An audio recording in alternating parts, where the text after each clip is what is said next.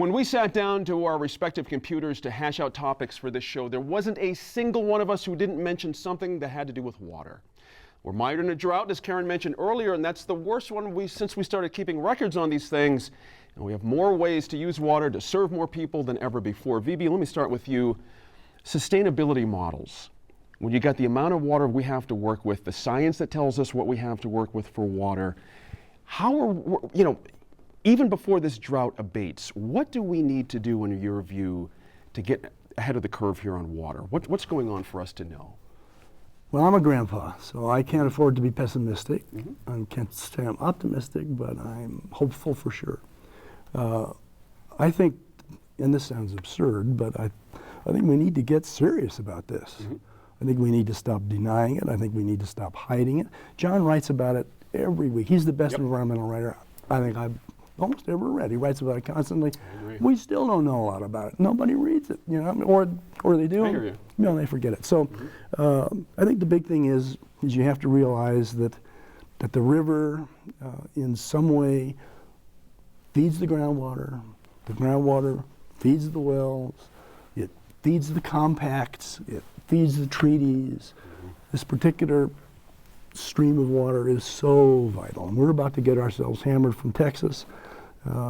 They're going to sue us for a lot of money, or already have, in the Supreme Court. So I think we need to get serious. I think we need to create an actual, pragmatic, nuts and bolts, statewide water sustainability plan. We need to all get behind it. It needs to be right up front, because if we don't, we're going to end up like the beautiful little town of Las Vegas, New Mexico, who's been in a stage 5 water restriction for years and years now. No street trees left almost, no lawns left almost. The city parks are all dry, and they're all dust. These things have real consequences. If we don't plan now, we're going to pay a terrible price. Sure. John Fleck, who drives that conversation? You're doing your bit, the media's doing its bit. What VB is describing has to come down from somewhere to rally around. Who does that? I think it comes up. Oh, I think it comes from up, not down. Okay. And I'm a little more optimistic than VB because we have seen in the communities, in the urban water users, we have seen them start to get real about this. So Albuquerque, for example, is down from 250 gallons per person per day 20 years ago to 150 now, 40% drop. Similar reduction in water use in Santa Fe. Albuquerque has reduced its groundwater pumping, is now using imported San Juan Chama water. So we've done the things that have moved us in the right direction, and that's done two things. One, it's actually helped with the actual water situation, but two, it's created the kind of institutional community infrastructure in order to do this. And I think there are a lot of people who would argue we haven't done enough, and I think it's fair to critique the process and to look at what we have not done. But the seeds are there for starting, and if you look in the other river basins, land's been taken out of production on the Pecos. Land is being taken out of production through the purchase of water rights in the Middle Rio Grande, and there's some complicated concerns about our desire to preserve agriculture. We're taking the steps in the right direction. It's clear when you look at water supplies this year that we have not done enough, and there's some real shortcomings in the ability of state government, or the willingness of state government, and some would call it a lack of leadership on the part of state government to do the kind of necessary implementation of the enforcement of state water law, some basic state water law. Right, sure. But the individual organizations that are having to that are faced with less water than they need, have shown the ability to respond when there's not enough water there. It would be great if we could be farther ahead of the curve than we are. I'm not super optimistic that we'll get farther ahead of the curve than we are, but if you look at communities all around the West, when they come up to the water supply cliff, they've shown the ability to use a lot less water. And so the seeds of what we've seen in the New Mexico communities that already have reduced their use give us some hope. Sure.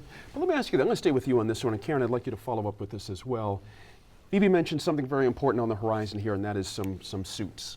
Right. Not just from Texas, but we've got our own neighbors down to the south who are expecting a very certain amount of water that they have traditionally enjoyed, and they have the right, literally, to ask for it. Right. Through a system that some folks feel is arcane and archaic, but some say it's just the way it is. Yeah.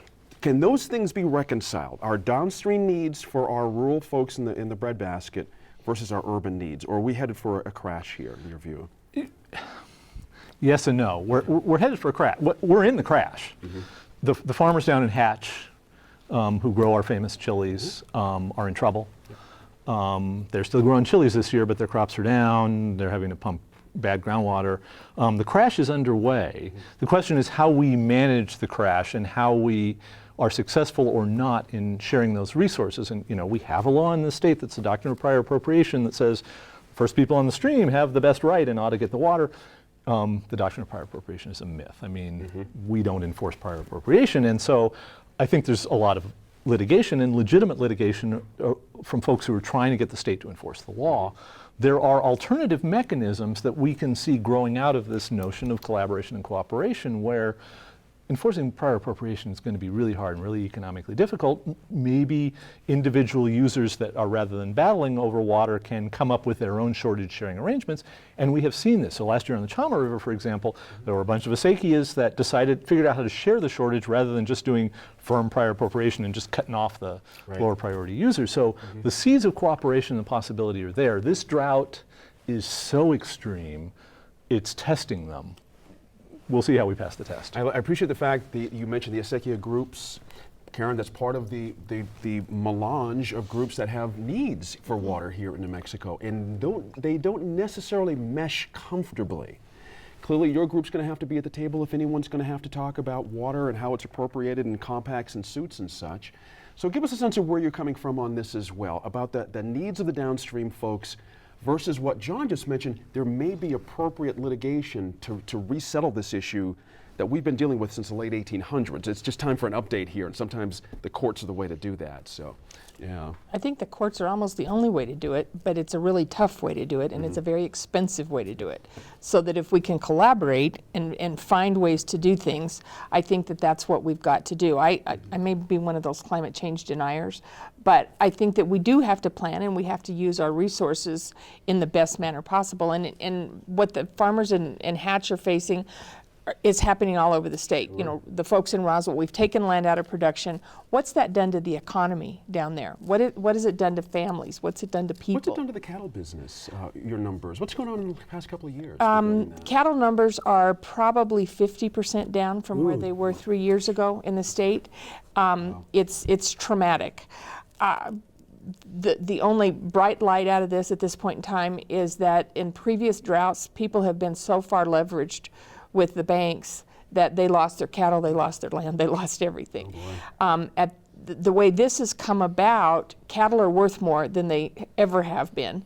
And so folks are able to get rid of their cows, pay off that note, and still hold the land. Gotcha. So a question that in the ranching industry and the farming as well, that we're looking at is most of those folks are 60 plus and some plus plus. So how do we get that land back into production? And there's a whole group of young people that I think have more interest than we've had in a couple of generations of going back to the land. So what we're struggling with and looking at now is how we take and build partnerships, parcientes, sharecropping, whatever term you want to put to it, but where the old folks can keep the ranch, can live at home or keep the farm, but somebody younger can come in and begin to establish themselves. Are you seeing that younger generation has a different attitude in a couple of ways, meaning there are different technologies for less water use? Are they open for using water in a bit of a different way, sustainably, or is it more like they just want to keep it going from the way it used to be? No, I think most kids on farms today and ranches have at least a college degree before they come home. Most people who are interested in maintaining our food supply are going to school to do it. A lot of the families that I work with are insisting that their kids get a master's before they think about coming home. Interesting.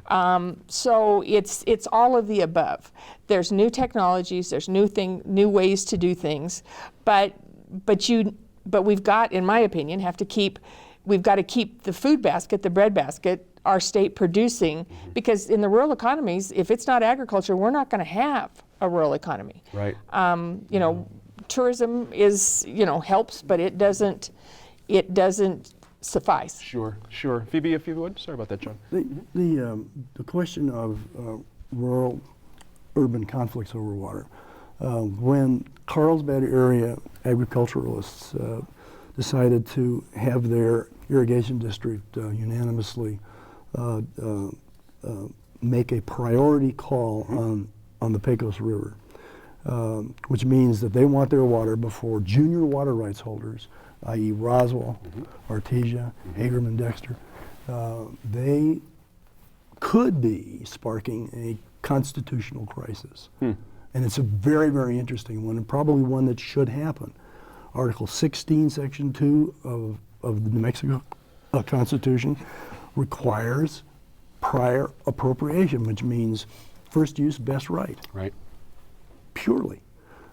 So if they actually do that, there's another little, I think it's Section 3, which talks about beneficial use. Somebody's going to say, and that up here in Roswell, with all their dairies and all their other things, have more use, better use of the water than, say, hay farmers outside of Carlsbad. I appreciate you bringing that up because, John, what's interesting, what Phoebe just brought up, is, and Karen as well, it's open to interpretation too much. Do you know what I mean? About those terms. It's a difficulty. Yeah, But if you're going to change this, you have to have a constitutional amendment. Right. And that's a big push. Yeah. That's going to be a big huge. push. Yeah. Your sense of what Phoebe just mentioned. Yeah. One of the things that's interesting to me, I'm a city kid, grew up in LA. But I've been spending a lot of time, especially during this drought coverage, talking to farmers. And the younger generation of farmers are incredibly technologically sophisticated and incredibly progressive, as you said, Karen, in thinking about how to manage water. Some very sophisticated technologies and techniques for maximizing the amount of food you can grow given the limited water supply. There's another interesting thing, and I may be generalizing too much here, but this younger generation, these progressive farmers that I've been talking to, also seem to be less interested in fighting and interested in finding ways to collaborate with as little litigation as possible to figure out how to maximize the sharing of the water. They seem to realize that. And it's maybe an overgeneralization. I don't know. We'll see how this plays out. But I mean, in response to what Phoebe's saying, I don't see us changing the Constitution. There's too many entrenched interests. Those kinds of questions will simply be litigated. But even over there on the Pecos right now, one path that is currently actively being followed is getting the Carlsbad farmers and the Roswell Artesia farmers and their water district managers and the state and federal water agencies together in a room with mediators to try to come up with a non-litigation solution. And they need mediators, don't they? 'Cause they've been at each other's throats for but decades. importantly, and this was pointed out to me notably by several different parties without their lawyers in the room. Interesting. Which brings us right back to what you mentioned. Exactly. It's going to be uncomfortable. This ride to get to this point, to bring us into a postmodern attitude about water, it almost seems unavoidable at this point. That it's going to be suits. Yeah. And I hope that, and we're not going to be able to stop other states from suing us. Sure. No. But I'm hoping that we can find a place that we can sit down in a room, because the money that you spend on lawyers is gone. I mean, and it takes years. It's it's like throwing it up and letting the wind out there blow it. With all due respect to lawyers, I have one or two that are friends. Would your group be open to coming to the table? John mentioned, mediation kind of things. Be really early getting in the conversation, just really early. Say, Absolutely, and we've always been open to that. I think some people have a different attitude about us once in a while, and maybe 30 years ago the attitudes were different. But today, folks are, let's solve this. Let's not fight. Let's not, and maybe that's my own maturing, I'm not sure. But yes, our folks are always willing to come up with something. And I think I agree with you that the priority call is something that must happen.